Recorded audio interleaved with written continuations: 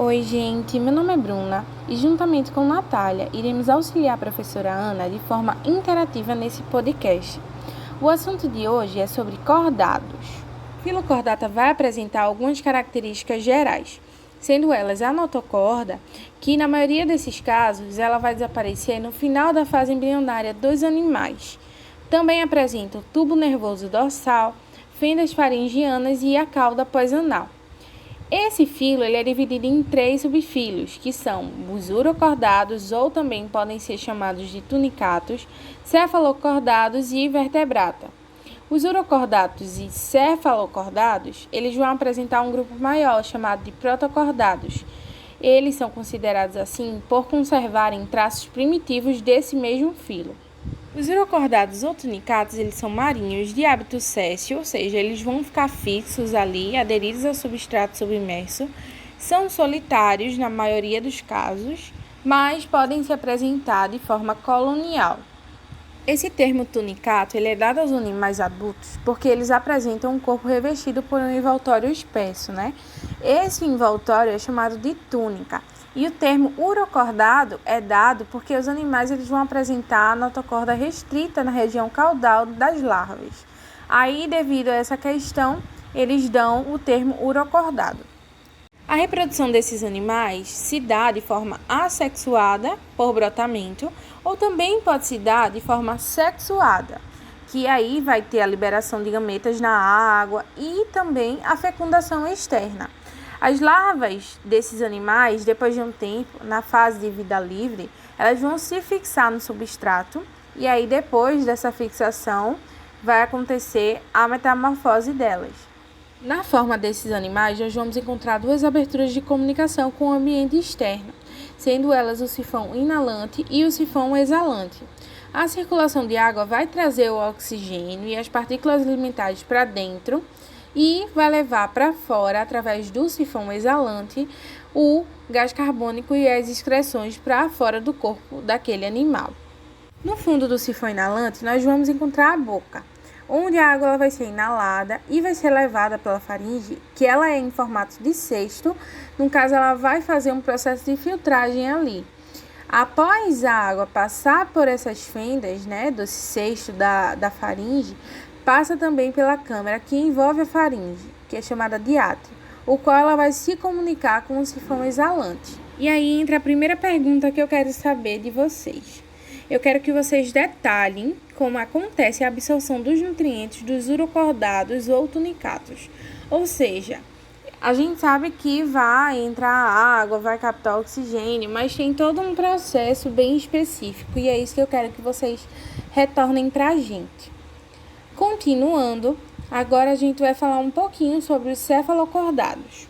Os cefalocordados, eles são animais marinhos, apresentam um corpo achatado na sua lateral e vai ser afilado também nas extremidades. E esse termo cefalocordado se dá porque a notocorda ela vai estar presente em todas as fases de vida deles, diferentemente do grupo anterior. E essa notocorda também ela vai se estender até a extremidade anterior do corpo desse animal. Esses animais eles vivem submersos em praias de areia grossa e à noite eles saem para explorar o ambiente e eles saem nadando mesmo através de algumas flexões laterais pelo corpo dele. Também vai apresentar a boca localizada na extremidade anterior do corpo e essa boca deles é bem interessante porque ela vai ser rodeada de cirros bucais. Esses cirros eles ajudam muito na filtração dos nutrientes deles. Nesse caso, a água vai entrar pela boca, vai chegar pelas fendas faringianas, passa pelo átrio, que esse átrio ele se encontra entre o tubo digestório do animal e o revestimento corporal, né? E a água, então, ela vai ser eliminada pelo atrióporo. Já o sistema circulatório desses animais vai ser fechado devido à distribuição dos nutrientes pelo corpo. Vão apresentar também respiração cutânea, que é através da pele deles, e o sistema excretor deles vai ser constituído por pares de nefrídeos. O sistema nervoso desses animais vai ser formado por um tubo dorsal nervoso e vão apresentar também uma reprodução sexuada. Nessa reprodução sexuada, as gônadas elas não vão apresentar ductos para a saída dos gametas, não. Assim que essas gônadas estiverem bem maduras, elas vão se romper, liberando os gametas no ambiente externo. E aí a gente tem a fecundação externa desses animais que vão apresentar também um desenvolvimento indireto, porque vão ter um estágio larval. Esses animais eles vão ser dioicos também. E aí vamos para a segunda pergunta. Gostaria de saber de vocês qual a função dos pares dinefrides que a gente comentou aqui agora. Qual seria a função deles principal?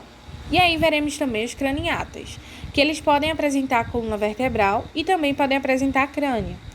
Ele é dividido em dois grupos, sendo eles os agnatas e os gnatostomatas. Nos agnatas, eles não vão possuir mandíbula e são representados pelas lampreias e pelo peixe-bruxa, como a gente vê aí. E no gnatostomata, eles vão possuir mandíbula e são representados por todos os outros vertebrados que você imaginar. E agora, como vimos alguns exemplos de animais craniatas, gostaríamos de saber de vocês um exemplo de cada. Essa é a terceira pergunta. Um exemplo dos urocordados e um exemplo dos cefalocordados. Oi, gente, tudo bom com vocês? Bom, eu me chamo Natália e eu vou falar um pouco para vocês sobre os peixes. Os peixes, eles podem ser divididos principalmente em duas classes. A primeira delas são os condrites. Os condrites são aqueles peixes que vão possuir um esqueleto constituído basicamente por cartilagem. E esse grupo, ele é representado principalmente pelos tubarões e pelas raias. Os condrites, eles vão possuir também uma reprodução sexuada, ou seja, entre um macho e uma fêmea. São seres dioicos que realizam uma fecundação externa, ou seja, fora do corpo do animal. Os machos, eles vão possuir um par de clasper. O clasper é um órgão copulador utilizado na introdução do esperma na cloaca da fêmea. A maioria dos condrites são ovíparos, mas existem espécies que também são ovovíparas, onde a fêmea vai reter esses ovos dentro do corpo. E também existem algumas espécies que são vivíparas, onde o desenvolvimento do novo ser vai acontecer dentro da fêmea. A segunda classe de peixes são os osteíctes. Os osteíctes são vertebrados que possuem como principal característica um esqueleto ósseo. Por isso são denominados como peixes ósseos. Eles podem ser divididos em duas classes também, que são os actinopterídeos, que são peixes dotados de nadadeiras radiais, e os sarcopterídeos, que são peixes que possuem nadadeiras carnosas. Os osteíctes, ou os peixes ósseos, possuem opérculos. Opérculos são placas ósseas que são localizadas nos lados da cabeça dos peixes, que vão cobrir a fenda branquial. Essas placas, elas podem ser lisas, podem ser cobertas de escamas, podem ser cobertas com cristais ou com espinhos, e tem a principal função de servir como proteção das brânquias desse animal. Os peixes ósseos, eles vão possuir também uma bolsa cheia de gás, que é denominada como bexiga natatória. A bexiga natatória, ela é responsável por controlar a flutuação desses animais e vai permitir que esse peixe nade por grandes profundidades, por profundidades diferentes. Os peixes ósseos, eles são seres dioicos e a maioria dessas espécies, elas são ovíparas e possuem uma fecundação totalmente externa, ou seja, fora do corpo da fêmea. Então, gente, eu aposto que vocês prestaram bastante atenção na minha explicação sobre peixes. Então, eu vou pedir para vocês me explicarem para que serve a bexiga natatória dos peixes. Então, gente, para dar continuidade aos nossos assuntos, eu vou falar um pouco para vocês sobre os anfíbios. E eu vou começar com uma das principais características desses animais, que é a sua vida dupla, ou seja, eles possuem dois estágios. O primeiro estágio é uma fase larval, que vive na água e vai realizar uma respiração branquial, enquanto o segundo estágio é uma fase adulta, onde esses animais são encontrados em terra firme e vão realizar sua respiração de outra forma. Os principais representantes dos anfíbios são os anuros. O que são os anuros? Os anuros são os nossos conhecidos como sapos, como rãs e pererecas. E eu aposto que vocês já ouviram falar deles. Esses animais, eles são ectodérmicos, ou seja, eles vão regular a temperatura do seu corpo de acordo com a temperatura do ambiente externo. E esses animais adultos, eles vão possuir glândulas produtoras de muco. Esse muco, ele vai manter a superfície do corpo desses animais úmida e lubrificada.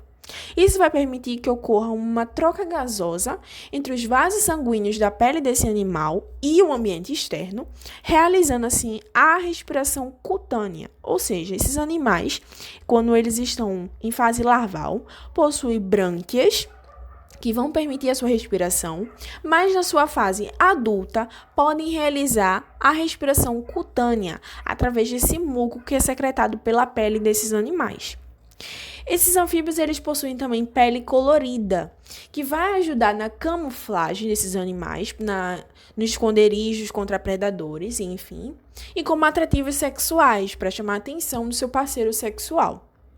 Algumas espécies de anfíbios vão secretar veneno pela pele e isso pode ser fatal para os animais predadores desses anfíbios, enquanto para nós humanos que temos contato com esse veneno podem apenas intoxicar. Esses animais eles vão se alimentar de insetos, de vermes, de pequenos crustáceos, de moluscos e de outros animais. Entretanto, quando eles ainda estão na forma de larva, que é conhecida como girino, eles vão se alimentar de algas e restos de outros organismos mortos. Uma outra curiosidade que eu quero trazer para vocês é sobre o coração desses animais. O coração dos anfíbios, bem diferente do que é os peixes, eles vão apresentar 2 átrios separados e apenas um ventrículo, sendo formado, portanto, por 3 câmaras. Então, dizemos que o coração dos anfíbios são formados por 3 câmaras, certo? Então, sobre a reprodução desses animais, é uma reprodução dioica e eles são ovíparos com fecundação externa.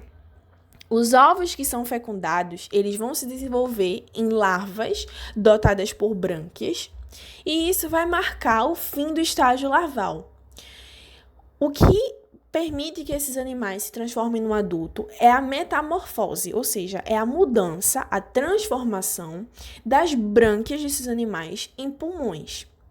Outra mudança que marca a transformação do animal em um animal adulto é a regressão total da cauda, ou seja, enquanto eles são larvas, que são chamados de girinos, eles possuem cauda, mas quando se transforma num animal adulto, acontece o surgimento de pernas e aparecem 2 pernas traseiras e 2 pernas dianteiras. A reprodução como eu falei, pode ser uma reprodução externa e haver uma fecundação interna. Quando a fecundação ela é externa, é uma reprodução totalmente sexuada.